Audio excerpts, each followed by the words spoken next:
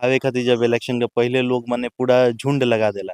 बड़ी दुख लागता कि मने एबरा लोग के टिकट क्लियर नइखे भइल, वही से लोग एक्टिव नइखे। इहे मतलब अगर 2 महीना पहिले के घटना रही, उम्मीद रहित कि हमरा टिकट मिल जाइत, हमरा टिकट मिल जाइत। हजार गो लोग एजी अभी ले पहुँच गए सुबह से शाम ले एजी मेला नियर भीड़ रही जगन दोन में रहे सवाल हमरा। बा माननीय ओम प्रकाश यादव जी के घरे ही बाटे, अभी तक परिवार से मिलल तो दुख बाट नइखे सकत, ऐसन दुख बा। खाली मतलब एमे शामिल हो सकता और का कर सकता। अगर लौटाए लायक रही, दुख बांटे लायक रही त आदमी बांट ली तनी तनी सब के खत्म हो जात। लेकिन ऐसन चीज बा कि दुनिया में ए दुख के कोनो मतलब इलाज नइखे। जेकरा ऊपर गुजरल बा सही समझ सकता।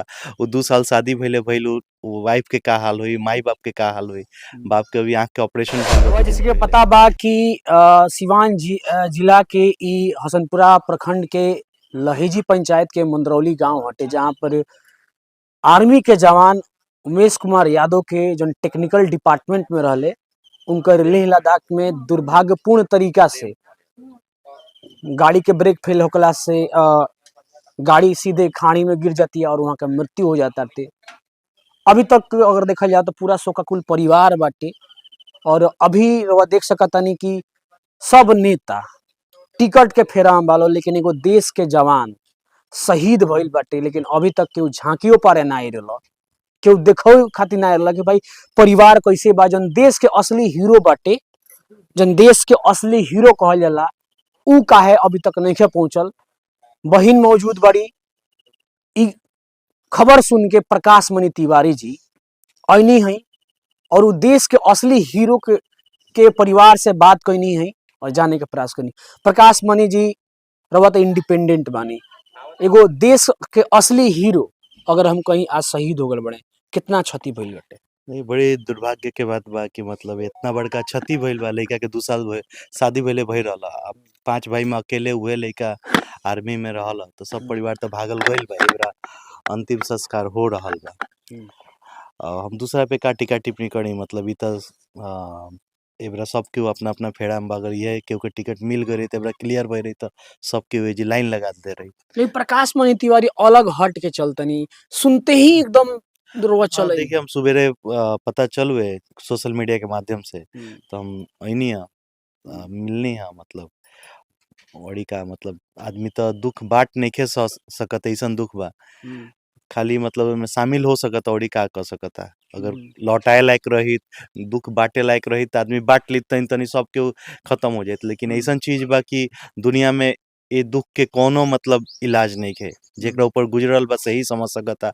वो 2 साल शादी भइले भइल, वाइफ के का हाल होई, माई बाप के का हाल होई।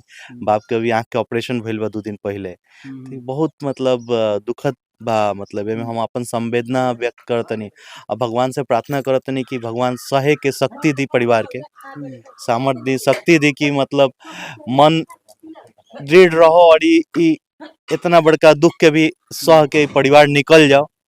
ये हम प्रार्थना करें प्रभु से। एक सवाल बा माननीय ओम प्रकाश यादव जी के घरे ही बाटे, अभी तक परिवार से मिल हम खातिर ना है। देखिए वहाँ के बारे में हम कैसे कह सकत नहीं। हो सकता ना सुन ले हो कि अगर सुने में तो हो सकता आई। हमरा वहाँ के बारे में कुछ आइडिया बाना। हम सुननी है सोशल मीडिया से सब कुछ धमाधम सबके पता चल जाता था। मैंने दूसरा के बारे में ये टिका टिप्पणी ना करम, क्योंकि ये मैटर जोन बा बड़ी सेंसिटिव बा। एकरा के पॉलिटिकल मैटर नहीं बनावल जाता ज्यादा अच्छा रही। पॉलिटिकल वजह से बात करनी, लेकिन देश के एगो हीरो शहीद भइल बाटे और नेताजी लोग बहुत बड़ा बड़ा अग्निवीर लिया दिला, 4 साल के हर एक चीज लिया दिला, लेकिन जे शहीद भई रहेला ओकरा के असली हीरो माना जाला। लेकिन नेताजी लोग अपन राजनीति से देखिए तो हमनी के असली हीरो समाज के तो आर्मी वाले मानी चाहे ना मानी, सबके माने के पड़ी लोग। मतलब कि का होला कि देखावे खातिर जब इलेक्शन के पहिले लोग मने पूरा झुंड लगा देला। बड़ी दुख लागता कि मने एबरा लोग के टिकट क्लियर नइखे भइल, वही से लोग एक्टिव नइखे। इहे मतलब अगर 2 महीना पहिले के घटना रही, उम्मीद रहित कि हमरा टिकट मिल जाइत, हमरा टिकट मिल जाइत। हजार गो लोग एजी अभी ले पहुँच गए सुबह से शाम ले एजी मेला नियर भीड़ रही जगन दोन में रहे हमरा किए। लोग अपन अपन फोटो खिंचवा के सोशल मीडिया पे पूरा हम गनी सब केहू पहुंचित। लेकिन बड़ी दुर्भाग्य के बात बा कि लोग मतलब स्वार्थ में इतना लिप्त बा कि मतलब एगो संवेदना भी जताए लोग नइखे पहुंचत, लोग इग्नोर करता। ई ना होखे के चाहिए।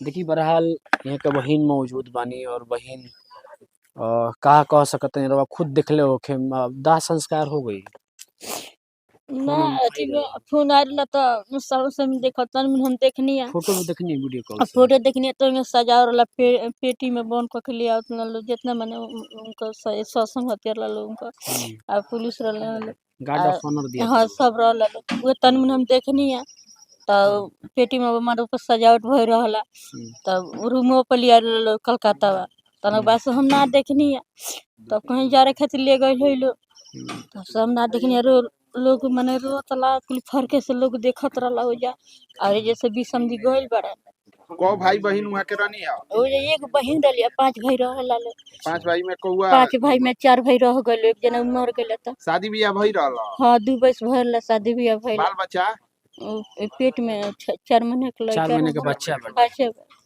बहरहाल देखी ये परिस्थिति बाटे माई के तबीयत खराब लग अब का कह सकता केहू ये कुल बाटे कि आज हमसे के एगो लाल के खोदनी सन एगो देश के असली हीरो खोदनी सन जन प्रदीप कुमार यादव रहलन वीडियो को शेयर करी।